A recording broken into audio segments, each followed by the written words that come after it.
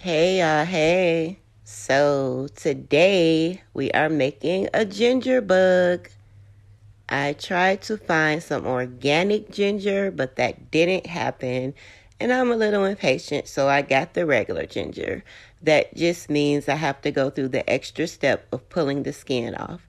You make excellent ginger bugs when you leave the skin on because the skin is very beneficial in that, but we can still make it happen with having to peel the ginger. And the easiest way to do that is to use a spoon to slide that skin off as much surface as you can.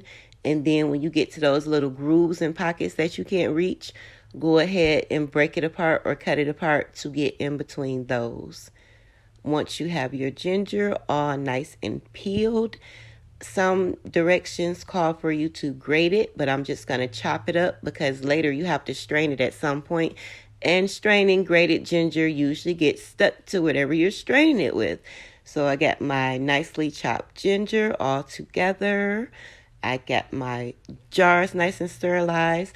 The recipe I'm following called for quart jars, but all I had was half-gallon jars, so I'm just going to double the recipe anyway. What they call for 3 tablespoons of ginger, I put 6. What they call for 3 tablespoons of sugar, I put 6. So we have 6 tablespoons of ginger, 6 tablespoons of sugar, equal measurements. You want your water non-chlorinated. So if you're using bottled water, please read it. The only ingredient you need in your water is water. So that alkaline water would not work for this project. So I was glad I read that bottle.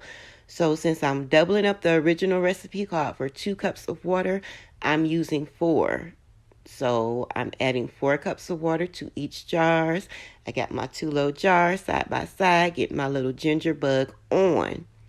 So, um, this does call to be covered with a muslin cloth or cheesecloth and a rubber band. In my haste, I overlooked the fact that I was out of cheesecloth, so I am going to be covering it with paper towel for the night. And the lids that actually go on the jars, I'm just going to use that on there very loosely just to have a cover on it until I go out and grab some rubber bands and some cheesecloth or muslin cloth. And you do not want to stir this with metal. You want to go ahead and use wood or silicone because once it starts fermenting, the metal could have a reaction with it and you do not want those problems. So I'm going to store these in a cool, dark place because fermentation does not like direct sunlight and my kitchen gets sunny. So I stirred it with the silicone. I dissolved the sugar. I'm going to be feeding this every day. So come back. Bye.